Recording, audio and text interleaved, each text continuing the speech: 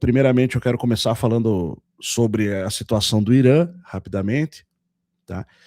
O que está acontecendo lá no Irã agora, e o Irã está atacando os demais países ali, né? Então, começa atacando Dubai, se tornou o principal alvo. Talvez muita gente não esteja entendendo isso, né? Como eu já fui algumas vezes para lá, então, assim, eu vou te explicar essa questão. Dubai é bem próximo do Irã e é um local que os iranianos fogem.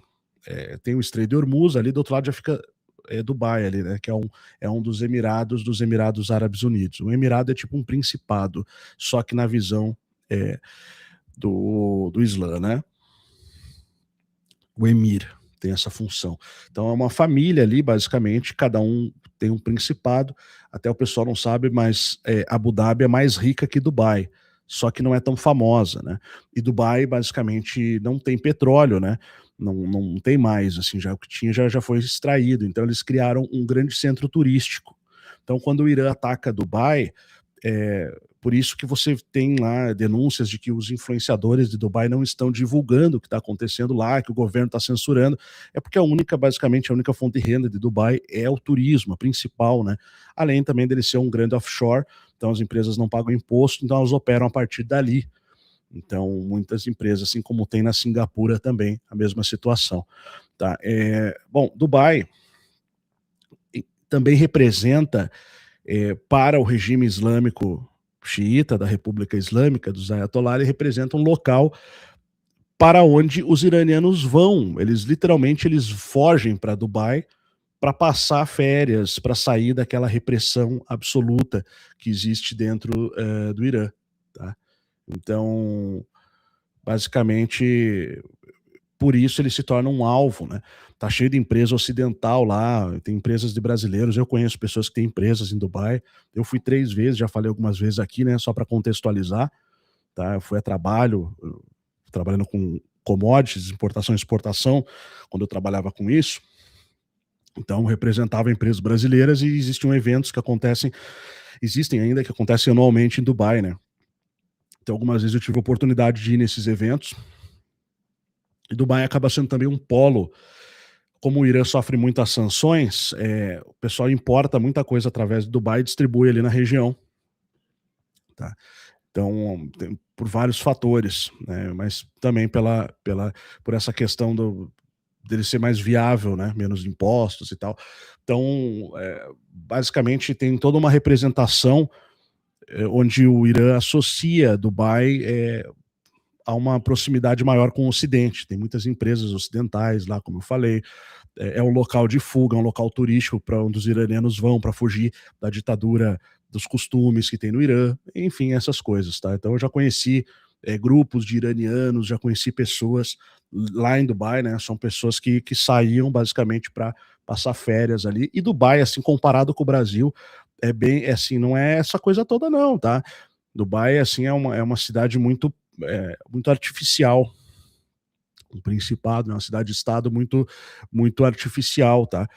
É bonito, tem muita estrutura, a questão da arquitetura é diferente e tal, mas é só para quem tem dinheiro ver.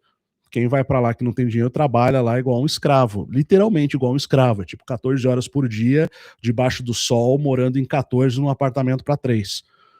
Tá? Então é assim.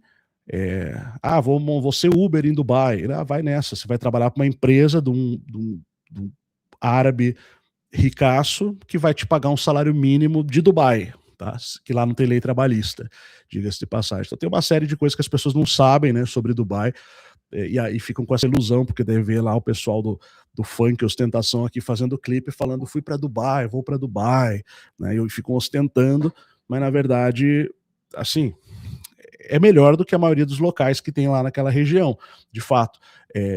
Mas, assim, não é essa coisa toda. É bonito, é legal, mas eu não troco o Brasil para morar em Dubai, pode ter certeza disso. Tá? E tudo aquilo que há de errado, que há de ruim, acontece lá também. Né? Acontece também, mas é uma coisa meio institucionalizada, meio cartelizada, sabe? Então, assim, é uma coisa meio estranha, assim, não é uma coisa natural, é muito artificial tudo em Dubai. Mas enfim, de qualquer maneira representa isso para o Irã e por isso o Irã está focando tanto em Dubai, se você tinha essa dúvida, e é por isso que os influenciadores não falam, porque o governo não deixa, basicamente, porque vive do turismo, né? Então, eles atingem mesmo, assim, tá sendo bastante prejudicado Dubai com essa situação, tá? Bom, só essa nota aí sobre o Irã. Já escolheram o novo Ayatollah, né? Que parece que o filho, já disseram que foi o filho do Khamenei, não sei nem se está vivo já a essa altura, enquanto eu estou falando isso, porque já faz mais de 1 hora que anunciaram, né? Então, a essa altura, ele já tem um alvo gigantesco e com certeza a coisa já está ficando complicada ali para ele, né? Tá? Então,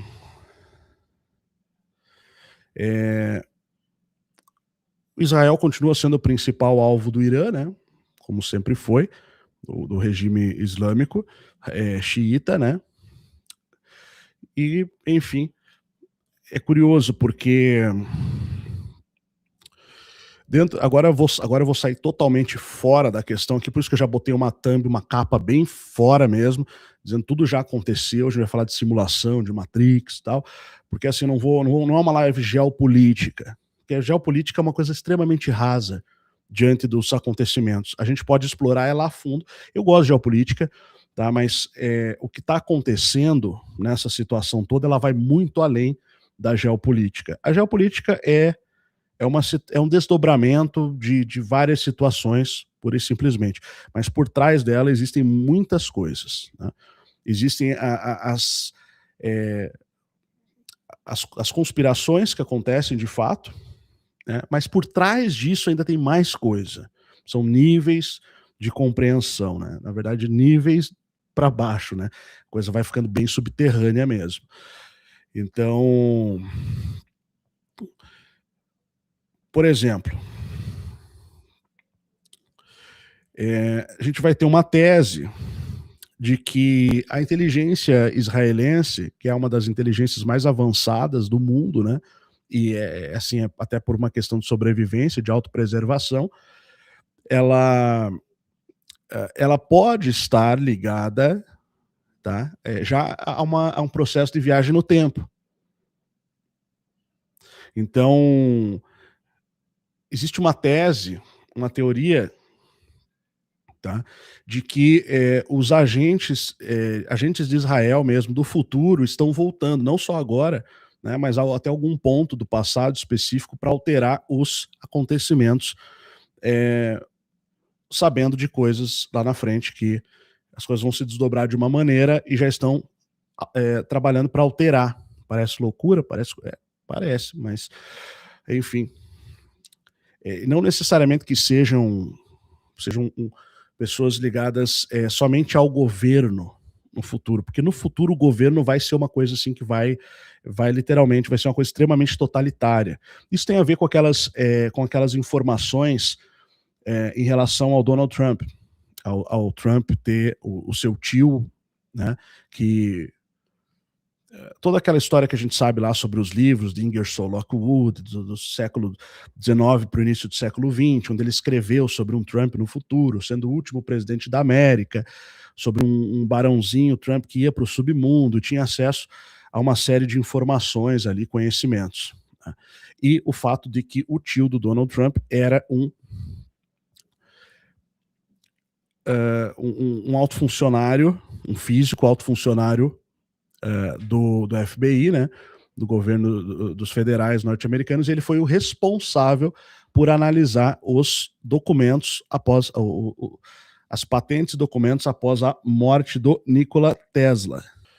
Rapidinho, já vou entrar. Então, você sabe, a gente tem lá a situação do Trump, né, que tem umas coisas que eu já fiz vários vídeos sobre isso, já falei em lives, não sei se você já assistiu, se você já viu falando sobre isso, relacionado a possivelmente uma viagem no tempo, tá? Possivelmente a viagem no tempo. Então é bem legal essa teoria, né? Mas isso pode ir muito mais além. Isso está vinculado a outros processos ali. Só peço, por gentileza, não mandem mensagem agora aí, né? Evitem o WhatsApp nesse momento que tá bagunçando aqui monitor aqui que eu estou usando o celular, né, para acompanhar.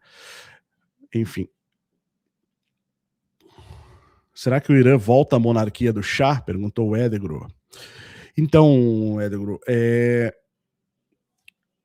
ainda não dá para saber, né? Porque basicamente o cálculo que vai ser feito por Estados Unidos e Israel é o seguinte: é a lei do menor esforço. Tá? A lei do menor esforço. Então, se conseguir colocar um cara ali que faça a vontade dos Estados Unidos e Israel por um tempo, para eles vai ser o suficiente e eles não vão chegar ao ponto de remover todo mundo. Né? O plano é o seguinte: tem umas 4 camadas de lideranças extremamente radicais no Irã, eles vão tentar tirar todo mundo ali, né? Dar fim em todo mundo, basicamente, e aí chegar nos grupos mais moderados. Né? O problema é que vários altos funcionários do Irã, que eram mais moderados, morreram também junto com o bombardeio que matou o Khamenei. Então, ainda está na ala dos radicais. Se chegar um moderado, igual eles fizeram na Venezuela, basicamente. É isso. Tá? Se chegar um cara mais disposto a negociar, eles vão fazer. E não é porque na Venezuela a atual presidente lá, me fugiu o nome dela agora, não é porque ela aceitou o que os Estados Unidos quer, definitivamente. O que basicamente, do ponto de vista do Trump, é isso, né? A gente precisa mudar as coisas, isso vai me dar capital político, vai me aumentar a popularidade, e ao mesmo tempo a gente consegue resolver provisoriamente a situação. Tá? Provisoriamente a gente consegue alcançar certos objetivos. No caso dos Estados Unidos, a nova doutrina Monroe, né, de colocar a América para os americanos. Né? No caso da Venezuela é o contrário. A Dercy Rodrigues, o que ela está pensando? Não. Aqui é uma ditadura, lá não é. Lá é uma democracia. Então lá daqui a 4 anos o Trump sai, agora menos 3, né? 3 anos, 2 anos e pouco o Trump sai, e entra outro presidente mais mole, né, dependendo, e a gente volta aqui a fazer o que a gente quer. Então, o pensamento é mais ou menos por aí. O Irã vai na mesma linha de pensamento, tentar achar uma medida para, sabe, aguentar esses 2, 3 anos aí.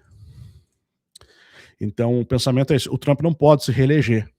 Tá? Então, a menos que ele dê um golpe de Estado, ele vai ter que sair quando acabar o mandato dele.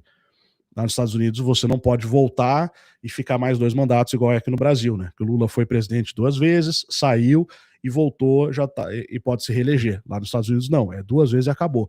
Não pode ser uma agora e outra daqui a 20 anos. Não pode mais. Então, basicamente é isso. Então, vai ser difícil. O povo quer a monarquia do Shah. Então, o Shah, ele acaba sendo, de certa forma, uma espécie de último recurso mesmo. Seria o ideal, aquilo que os Estados Unidos gostaria de fazer. Com certeza seria o melhor para o Ocidente do ponto de vista americano ali, né, e mesmo israelense. Seria alguém que daria para manter as coisas em ordem indefinidamente lá. Mas é a mais difícil também de colocar, porque o Irã não tem uma resistência armada organizada e até o momento o exército, não a guarda revolucionária, o exército mesmo, e a polícia não demonstrou sinais de que vai se voltar contra o governo. Poderia, se isso começar a acontecer em breve, talvez a gente tenha um cenário se abrindo para isso. Mas eu acho que a coisa ainda vai piorar bastante lá para depois começar a melhorar, tá? Resumindo aqui a questão do Irã.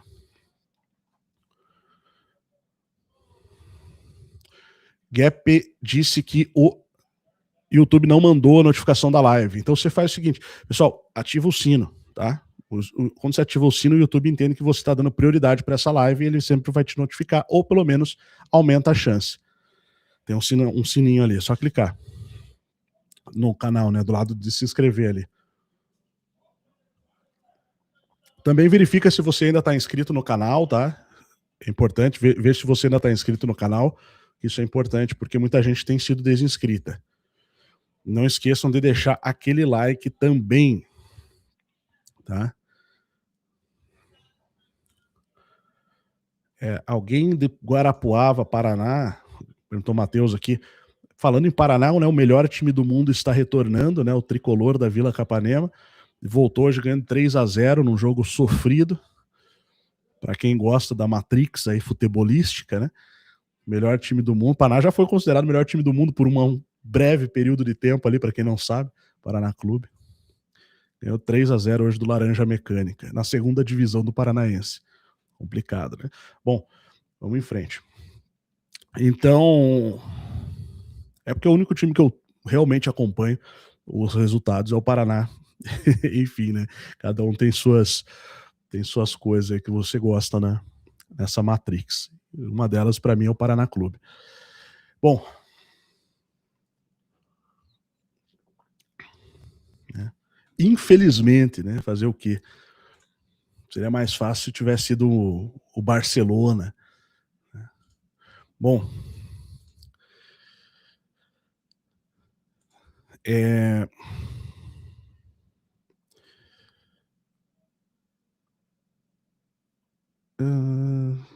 o míssil que atingiu a escola.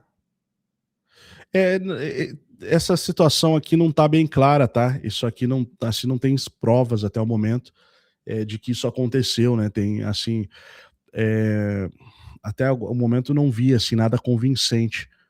Então foi uma coisa que o governo já falou de cara quando começaram a bombardear, mas não, as provas que eles mostraram claramente eram. O pessoal já mapeou as fotos e já encontrou que eram fotos antigas de outros conflitos anteriores, e algumas nem eram do Irã, eram do Líbano. Então tem que ver isso aí, tá? E até aquela jornalista da Globo, acho que uma jornalista da Globo postou, inclusive, numa notícia, uma foto que era IA, dos caixões lá e tal. Então tem que ver, né? O Daniel Mastral disse que o anticristo se revelará em 2027, de acordo com a agenda satânica. Então, uma coisa é certa, tá? Que eu posso falar sobre isso. A gente se aproxima de um ponto crucial, isso é inegável, né? Então a gente está tendo agora situações extremas aí de enchentes no mundo, guerra. Esse conflito, particularmente, ele é um conflito bem interessante, mas, assim, do ponto de vista escatológico, né? Ele realmente aponta para grandes acontecimentos. Né? Então, só que, aquela coisa, se for pensar em termos de profecia, nação contra nação, reino contra reino, isso ainda não chegou ao fim, é o princípio das dores. Então, realmente, uma coisa que vai ter que acontecer é a revelação dessa figura, desse anticristo, né? Mas eu não sei se já dá tempo para 2027, porque, assim, antes disso, né, o que vai acontecer escatologicamente? Né? A gente tem escatologia, para quem não sabe, é o estudo do fim dos tempos, então, relacionado às profecias bíblicas, né? Então, ainda que você não acredite, é no mínimo um assunto interessante, tá? Basicamente o que é dito é o seguinte, de acordo com as profecias. Se você fala em anticristo, está falando de escatologia, porque o termo já remete aos estudos apocalípticos, né? Então, veja, antes de acontecer isso, a Babilônia vai cair. E a Babilônia é o sistema financeiro e cultural. Isso já está acontecendo. Mas vai chegar um ponto de colapso total, vai ser uma pane generalizada e a coisa vai, assim, o dinheiro vai perder seu valor. O pessoal vai ver os grandes mercadores da terra, vão ver o dinheiro desvalorizar drasticamente de uma hora para outra. Então isso é uma coisa que antecede, porque primeiro surge a besta do Apocalipse na forma de nações, né, de reinos, nações e reinos. A besta como um poder espiritual muito forte que emerge do mar, que é formado por 7 cabeças, que são basicamente 7 regiões, 7 blocos, tá? São 7 grupos econômicos, geopolíticos ou geoeconômicos também, né? Principalmente geopolíticos. E desses 10, nessas 7 cabeças, vão sair 10 chifres, que são 10 reis. Então são 7 cabeças com 10 reis que vão se sobressair. Não é que os outros deixam de existir. Eles se sobressaem em relação aos demais. E aí desses 10 vão sair 3 que vão se destacar ainda mais. Só 3. Então pode ser que a gente já esteja vendo esse processo. Pode ser que esses 3 que vão se destacar ainda mais seria ali Estados Unidos, Rússia e China, por exemplo. Tá? Então, e de um deles vai sair aquele que é um chifre que se destaca, é um rei que vai se destacar, e esse sim será o anticristo, tá? A boca que fala blasfêmias, aquela coisa. Então, ele vai criar um governo de repressão mundial. Mas isso tudo acontece um processo que vai... A Babilônia, ela reina hoje. Tá? É o poder espiritual que rege o mundo. Então, ela é a ordem estabelecida. Ele é o sistema, basicamente. O sistema é Babilônia. Então, quando ele cair, aí vai começar o próximo sistema, a nova ordem de fato, tá? A de fato, né? Que ela é multipolar, ela é multipolar, basicamente. Ela tem 7 cabeças e 10 chifres. Então ela não é de uma só, mas depois ela se torna unipolar, com uma hegemonia absoluta de um poder totalitário que, para isso, precisa ser tecnocrático. E é por isso que o mundo está acabando. Porque a tecnologia está alcançando o ponto onde ela se encontra com o início dela. Cria-se um ciclo total. E a partir daí o ser humano já se torna inútil. É isso que eu vou tentar fazer você entender nessa live de hoje.